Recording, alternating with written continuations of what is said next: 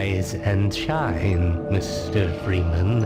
Rise and shine. Few characters in video game history have captured the imagination like the G-Man. Dressed in a crisp suit and speaking in an odd measured tone, he appears at moments of great change in the Half-Life series. He seems to work from behind the scenes, quietly guiding events, even as chaos unfolds. But who or what is the G-Man? What drives him? What powers does he have? And what is his real goal? What I can offer you in exchange for coming all this way. Over the years, hints from game dialogue, hidden clues, and even comments from the developers have painted a picture of a man, or something else entirely, who plays by different rules. In many ways, he is like a mysterious puppet master, controlling the fate of worlds while remaining almost completely unexplained. The first hints of the G-Man's true nature come as early as the original Half-Life. During Gordon Freeman's battle on Zen, the Nihilanth, an alien overlord, issues a cryptic message. You are man, he is not man. For you, he waits. For you.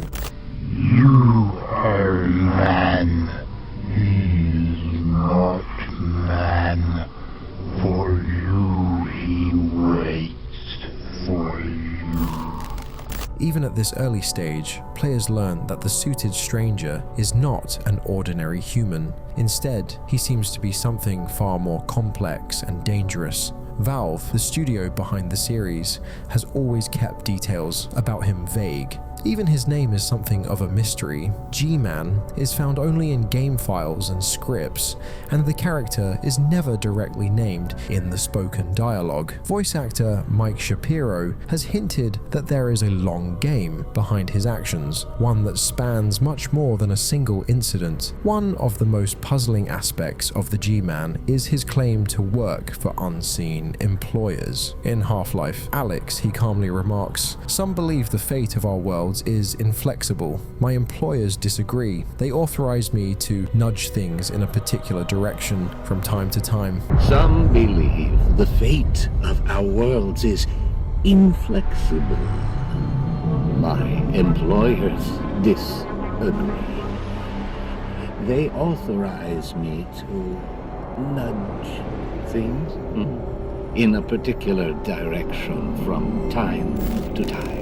This statement suggests that he has the power to change events on a huge scale. It also implies that the forces he serves are far beyond the human level, perhaps cosmic or interdimensional beings with interests that go well beyond Earth. The idea is that these mysterious employers have given him a license to interfere in events, making him an agent who sets the stage for disasters and miracles alike. As the story of Half-Life unfolds, it becomes clear that the G-Man is not simply a helpful guide. Instead, he is a manipulator who appears at key moments to steer events. For example, in Half-Life 1, he is hinted to be behind the Black Mesa incident. In one notable moment, Eli Vance later reveals that the G-Man delivered the Zen crystal sample that started the resonance cascade, the very event that brought aliens into contact with Earth. No one is more deserving of a rest,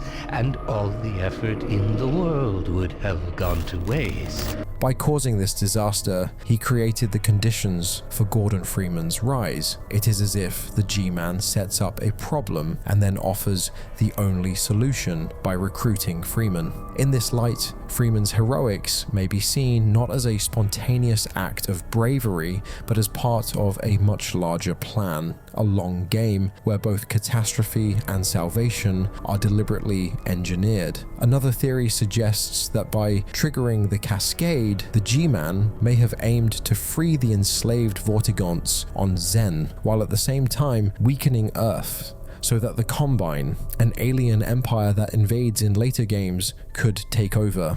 In Half-Life 2, we see the G-Man once again insert Freeman into the conflict at just the right moment to spark a rebellion against the Combine. His moves are like those of a chess master, positioning key pieces, Freeman and even later Alyx, on a board where the fate of entire worlds is at stake. In all this, the G-Man seems to be balancing enormous forces, and his choices come at the cost of many lives. Throughout the series, the G-Man displays powers that seem to bend the rules of physics and time. At critical moments, both after the defeat of the Nahalanth in Half-Life 1 and during the explosion of the dark energy reactor in Half-Life 2, time itself appears to slow or freeze. In both cases, the G-Man steps in and removes Gordon Freeman from immediate danger. You've done a great deal in a small time span. You've done so well, in fact, that I've received some interesting offers for your services. He does this almost effortlessly, first by opening a mysterious portal at Black Mesa, then by freezing a massive explosion in Half-Life 2 before extracting Gordon from harm's way. Such scenes show that he can bend time and space when he chooses to. In many ways, he appears to be everywhere at once, as if he is not bound by the normal limits that affect everyone else. Yet, even these almost godlike powers have their limits. There are moments when other forces in the Half-Life universe can stand in his way. In the opening of Half-Life 2 Episode 1, when Gordon and Alyx are caught in the explosion at the Citadel, the G-Man tries to remove them from danger. However, allies like the Vortigaunts create a green energy barrier that slows him down, and we even catch him muttering in irritation. Unused dialogue from that game shows him nearly losing his cool, a rare moment that suggests he is not entirely invincible. Similarly, in Half-Life Alyx, even the Combine managed to hold him in a kind of high-tech prison built from a vault and energy fields powered by Vortigaunt technology. Such events remind us that while the G-Man is powerful, he is not completely above the rules of his universe. His abilities, it seems, are limited by forces that might include his mysterious employers or even the fabric of reality itself. One of the hallmarks of the G-Man is the way he shows up in small, often unnoticed details throughout the games. In Half-Life 1, players might catch a glimpse of him watching Gordon from behind a door or standing on a high catwalk in the Black Mesa facility. In one memorable scene during the chapter We've Got Hostiles, he is seen speaking to a group of Marines from a distance, even though the soldiers do not seem to notice his presence when Gordon arrives. In another instance, during the Power-Up chapter, a quick glance reveals him in a secured control room, only for the room to be sealed off when the player enters. The secret of his appearances extends to the expansions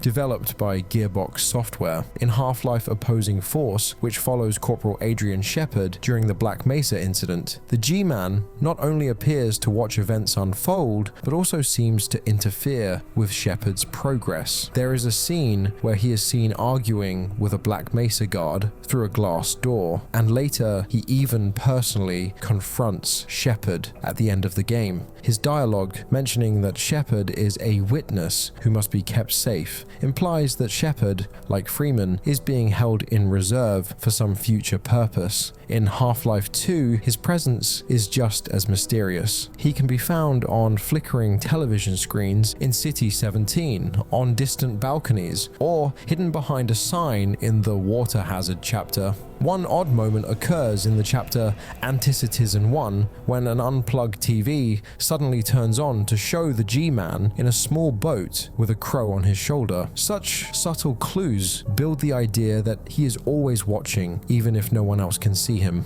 Valve even hid a tiny image of his face in a texture inside Eli Vance's lab in Black Mesa East, a secret that can only be discovered by carefully examining the game files. These Easter eggs show that the G-Man is not simply a background figure.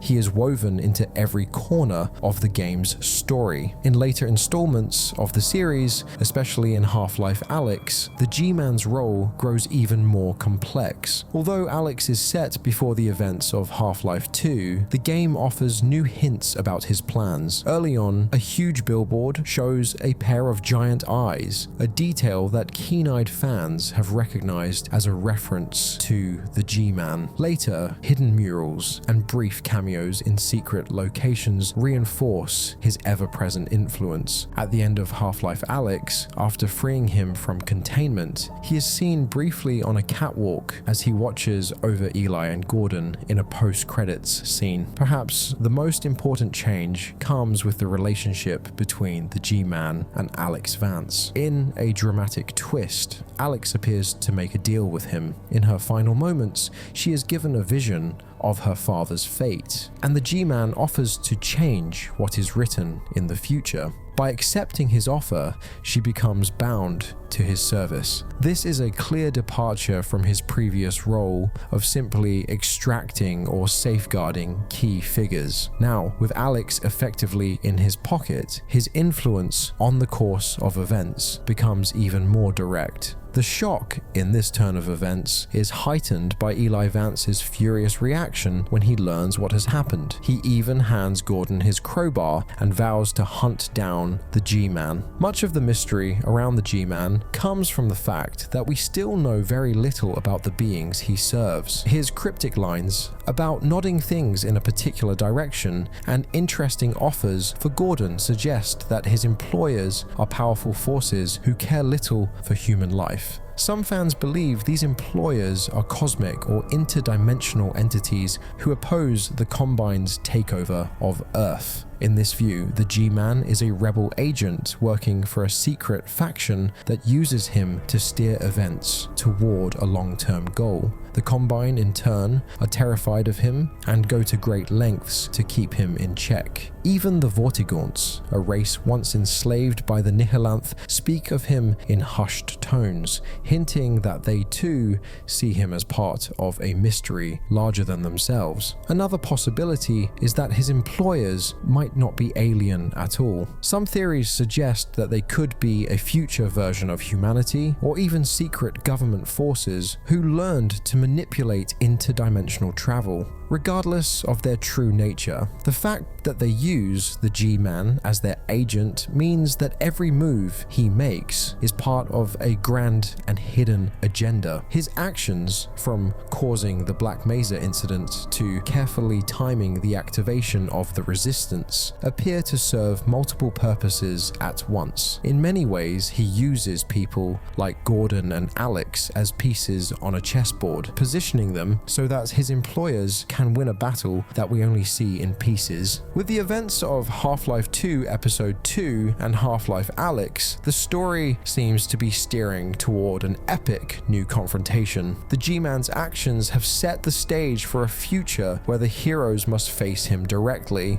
Eli's determination to find Alyx and kill G-Man marks the first time that anyone in the series has openly challenged him. It also raises the question, can someone fight a being who can slip between dimensions at will? If Half-Life 3 ever comes out, it might not be a simple boss fight. Instead, it could be a high-stakes game of cat and mouse that takes the battle across different realities. Some even wonder if other characters, such as Adrian Shepard, might return to play a part in this final conflict. After all, the G-Man preserved Shepard during the Black Mesa incident and kept him on reserve, much like he did with Freeman. If Shepard is freed, he could join Gordon and Eli in their quest to end the G-Man's mysterious control. In a way, every major character in the Half-Life universe is connected by his hidden hand. Even those who seem to be bystanders or minor figures might turn out to be part of his years-long game. The clues about his employers also lead to many questions. In one theory, the Combine are not the only enemy. There may be a shadow war fought by unseen forces, with the G-Man acting as a middleman. His employers might be using him to steer history away from one outcome and toward another, in a delicate balance of power where every sacrifice is calculated. The fact that he can even be locked up, if only temporarily, by devices built by the Combine or the Vortigaunts hints at limits imposed on him by the very forces he serves. This makes him a fascinating character, extremely powerful yet curiously restrained, as if bound by contracts written in a language we do not understand. In the end, the G-Man remains one of gaming's most puzzling figures. He is a man of few words, yet every sentence he speaks carries weight. His actions, whether seen or hidden in plain sight, force both the characters in the game and the players themselves to question what is real and what is part of a larger design. By causing disasters and then offering solutions, he shows that he does not care about the cost. People, events, even entire worlds seem to be nothing more than pieces in a vast plan whose true purpose we may never fully understand. As fans await a possible Half-Life 3, many hope that the next installment will finally shed light on the G-Man's true nature, his mysterious employers, and the grand plan that has driven the series for so long. Until then, the G-Man continues to appear at key moments, silently observing and guiding events while keeping his secrets hidden. His presence is a reminder that some questions may be more important than their answers, and that sometimes mystery is the most powerful story of all.